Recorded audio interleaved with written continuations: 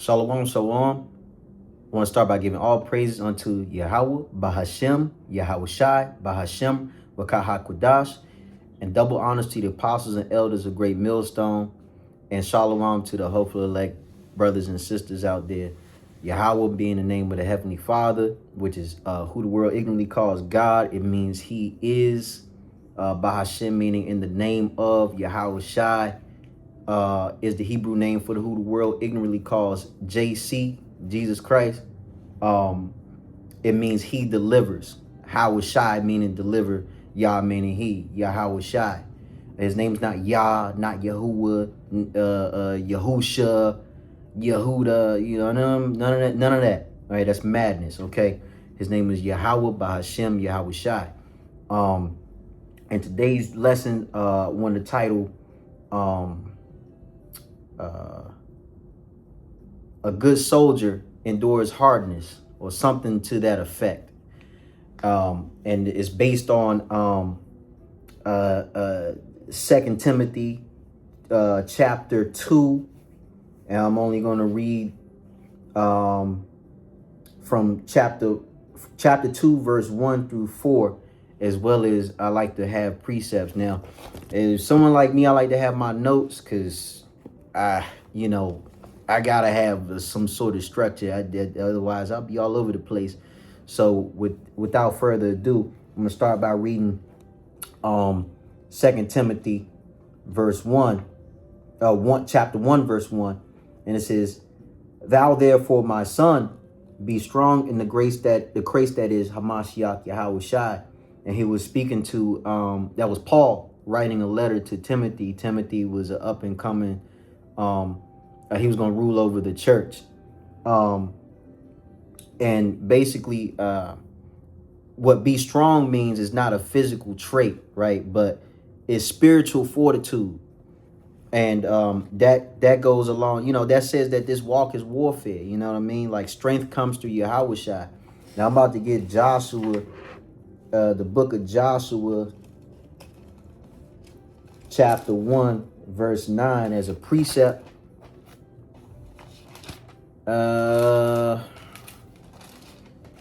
Chapter 1, verse 9. Some of these pages kind of stuck together, didn't they? Uh-oh. Ooh, I don't want to rip that. Slakia. I don't want to rip that. I ripped it. Okay. Well, it's not that bad. I'm going to have to... Yeah, a couple of these stuck together. I put some labels, some book labels on here. It is what it is. What's a weapon if it don't look like it's been used, right? I'm talking about this sword. Anyways, book of Joshua, chapter 1, verse 9. And it says, "Have I not commanded thee? Be strong and of a good courage. Be not afraid, neither be thou dismayed. For the Lord Yahweh, thy God, thy power, is with thee whithersoever thou goest." Meaning, don't be afraid, because the Lord is going to be with you no matter where you go. No matter what you're going through, the Lord is with you. He with you. Because like I said, this walk is warfare. And so speaking of warfare, what do you take with you when you go to war? Weapons, right? And when I say weapons, I mean spiritual weapons. So I'm about to get Ephesians chapter 6, verse 10. There it is. Ephesians chapter 6, verse 10. Ephesians chapter 6, verse 10. And it says, the book of Ephesians chapter 6, verse 10, it says, "Finally, my brethren, be strong in the Lord and in the power of his might." Next verse, "Put on the whole armor of Yahweh, that ye may be able to stand against the wiles of the devil. For we wrestle not against flesh and blood, but against principalities, against powers, against the rulers of the darkness of this world, and against spiritual wickedness in high places. Wherefore, take unto you the whole armor of Yahweh, that ye may be able to withstand in the evil day, and having done all to stand." Meaning, if you are enduring hardness, you have this spiritual weapon, you have on the spiritual armor. You're going to have everything you need to stand against the wiles of the devil, man. You know, Esau, Edom, he come through kicking down your door and trying to take everything you got. You could be safe from that, right? Because you have that spiritual armor on. The Lord can deliver you out of that. Okay. And it'll, your mind will be protected from all of the madness that you're gonna see during that time. It's gonna be freaking madness, pure madness, and that's something that this truth prepares you for. It hardens your heart, right? It hardens your mind, right? It some of the things that you might be soft for, those things get pushed out of the way. Could be anything: your woman, your dog, your cat, your car, your job, things that make you soft and take you away from that. If the Lord is dealing with you, you're going to be, those things are going to challenge you, and you're going to learn how to endure through that. Okay, so I'm finna go back to the main read here, which, I like to get 2 or 3, well, really 1 or 2. If I could find one good precept to go with it, I think that's good enough. But I'm about to read verse 2. And the things that thou hast heard of me among many, this is 2 Timothy chapter 1, verse 2.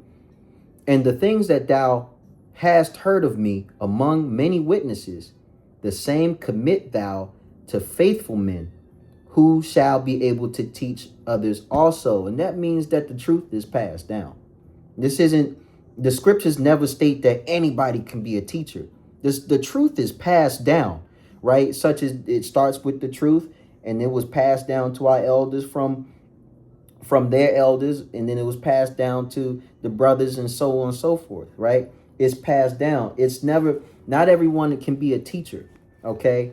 And I'm actually about to get Malachi chapter 2 verse. This is gonna be real quick. I'm just going straight to the point. I cook a whole meal, right? Eat the whole roll.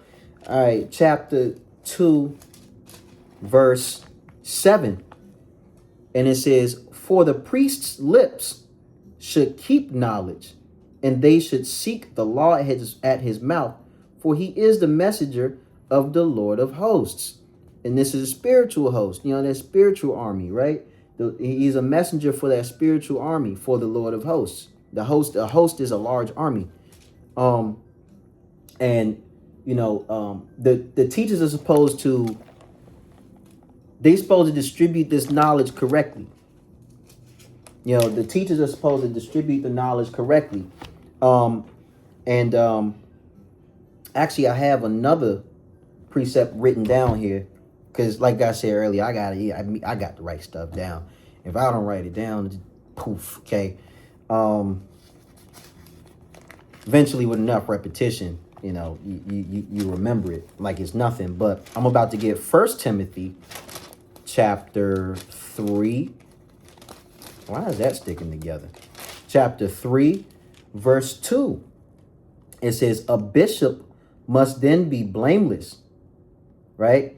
And the husband of one wife, vigilant, sober, and of good behavior, given to hospitality. And the main point here is apt to teach, right? Now, all brothers must be apt to teach. You have to teach. Teach. This is referring to a bishop of a high position. He don't have time to be distracted by all that madness and these extra women. You have time for that. He has to run a church. He has a church to run, right? And the reason why I put that scripture is because of the last 3 words, apt to teach, right? He has to be apt, meaning he has the aptitude, meaning has the inclination to teach, right? He has to be apt to teach and smart enough to do so, studied up enough to do so. Salakia, studied up enough to do so, to be able to teach. And so I'm about to go back to the main read here. 2 Timothy chapter 2, verse 3. And this is what I wanted. This is what I structured the main lesson around is, and it reads, thou therefore endure hardness as a good soldier of Yahushua HaMashiach. And being a soldier, right? Being a soldier, it requires endurance, right? And I have some things written down here, to help me remember. To be a good soldier, Yahweh Shai, the truth requires endurance. It means you might lose friends, family might not fuck with you no more, F with you, Salakia. Your job might start poking at you, messing with your life, trying to get in the way of the truth. Now all of a sudden you got to work Saturdays when you can be, you probably had to finesse that a little bit. You had to finesse, hey, hey, I know I can't work Saturdays. I got school, or I got church, or religious holiday. You know what I mean? You got to do what you got to do. And the Lord will put that spirit on you to be able to weasel through those little scenarios. You know what I mean? And on time, and even more so, the world's gonna hate you. The world's gonna hate you. Now you part of a cult. Now you don't love your family no more. Oh, you not hanging with us no more. It's all that nonsense. But that's not gonna get you delivered. That's not gonna, your friends, your family, that's not gonna get you delivered. Your job's not gonna get you delivered. And by the time that MOTB comes out, the CHIP, the RFID, by the time that comes out, they gonna say, oh, you gotta have that to get paid. What you gonna do? Keep showing up? Well, you gonna keep serving the Lord, right? So, those are things that mess with you when you get into this, because this is a battle. And I'm actually about to get Matthew. Man, some of these pages get stuck together. I thought I was doing something by putting these tabs on here. They kind of get in the way, but it does help me find what I'm looking for. That's the good thing. Hold on. Salakia. There it is.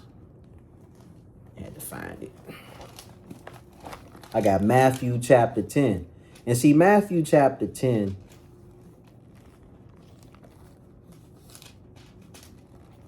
it's instructions to his disciples, right? It's the Lord Yahweh Shai, his instructions to his disciples. And I'm about to get verse 22 from the 10th chapter of the book of Matthew. And it says, and ye shall be hated of all men for my name's sake, but he that endureth to the end shall be saved, right?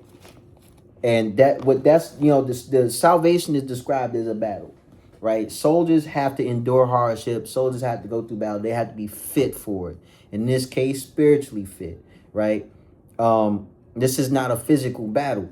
This is a spiritual, everyday battle, okay? And I'm actually about to get Second Esdras. I had to get one out the Apocrypha. Second Esdras. I think I might need glasses, y'all. Second Esdras chapter 7. Chapter 7, verse 57.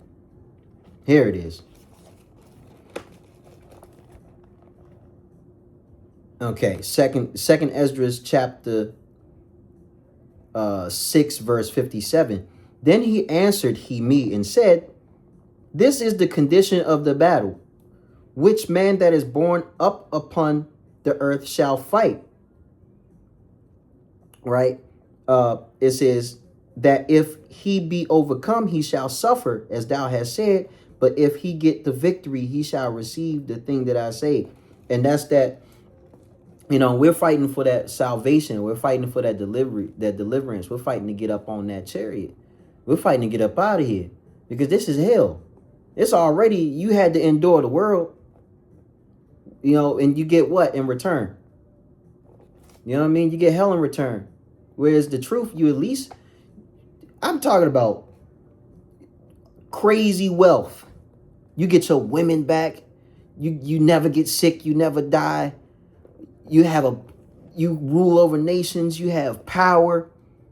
I think I would rather lose all of the things of the world. Oh, I know I would not. I think I would rather. That's just, I would rather lose the things of the world, family, friends. It don't matter, man. I would rather lose all of that and disappoint these people who are temporary anyway. So, Salaki, that's my cat, who are temporary anyway,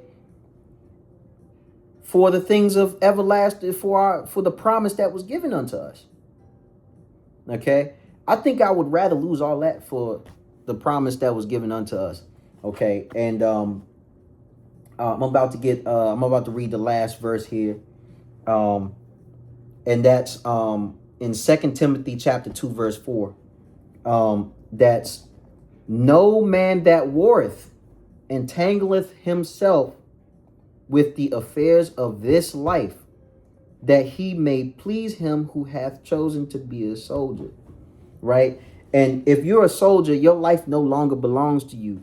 I was in the military myself. When you sign that contract, your ass is not yours. It belongs to the government now. Same thing when the Lord chooses you to fight for him. This life is not yours.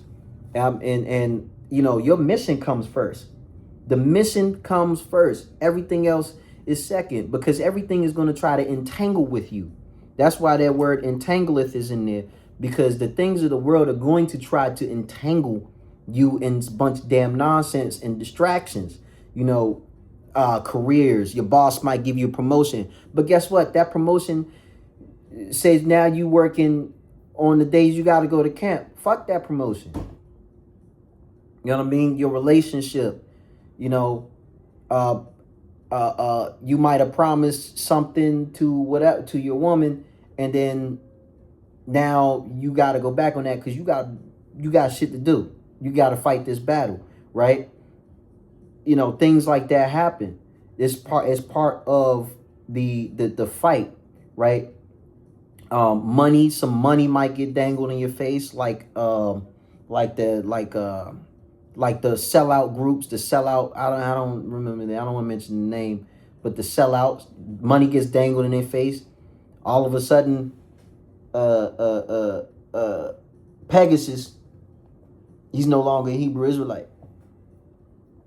You know, people selling out. In entertainment, we didn't come here to have fun. We came here to do the work, right? And let me get 1 Corinthians chapter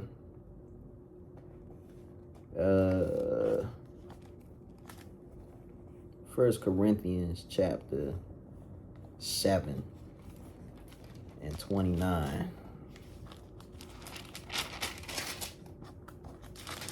1 Corinthians chapter 7 is asking, you know, I got some notes written down. 29.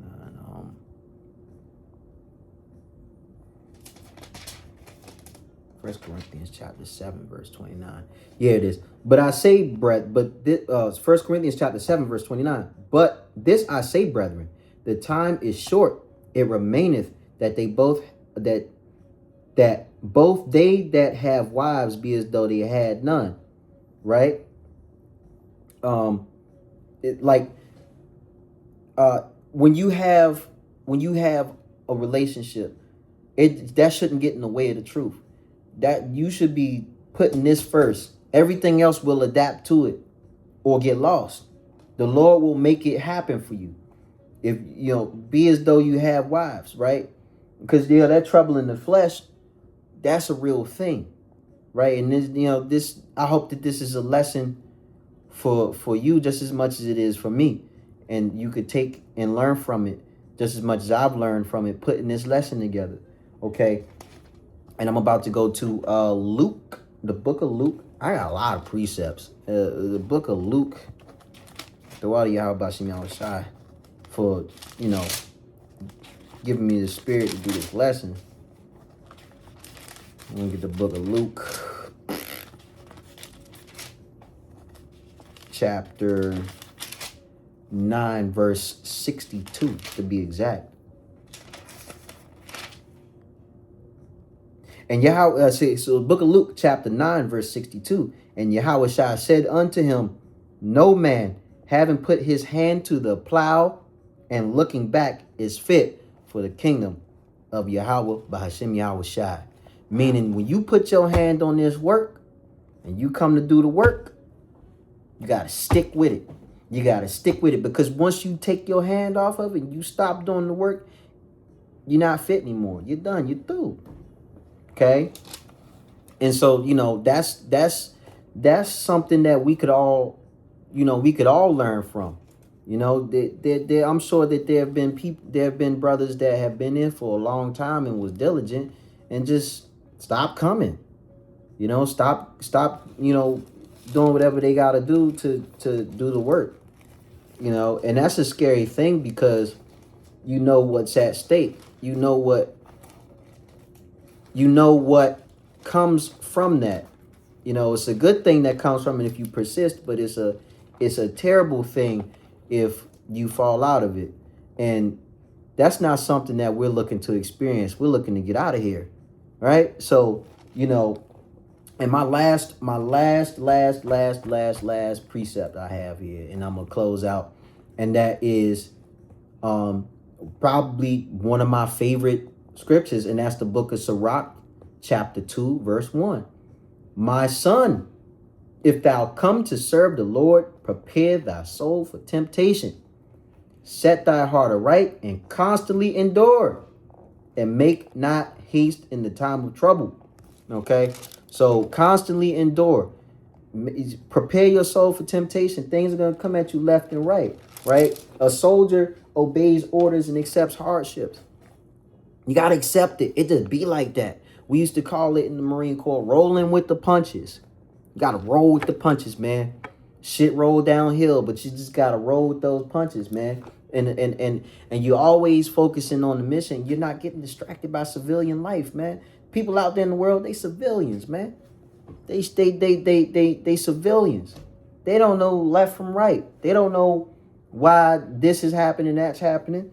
So, you know, I just want to say that, you know, we have to continue to endure. And my last lesson, which is my first upload, that was a video about endurance. And I think that that's a muscle. I believe that that's a muscle that we could all work on. So I just want to say, you know, Tawada Yahweh Bashim Yahweh Shai for giving me the spirit to do this lesson. And Shalom to the hopeful elect, and double honors to the apostles and the elders of Great Millstone. Until next time, Shalom. Next lesson.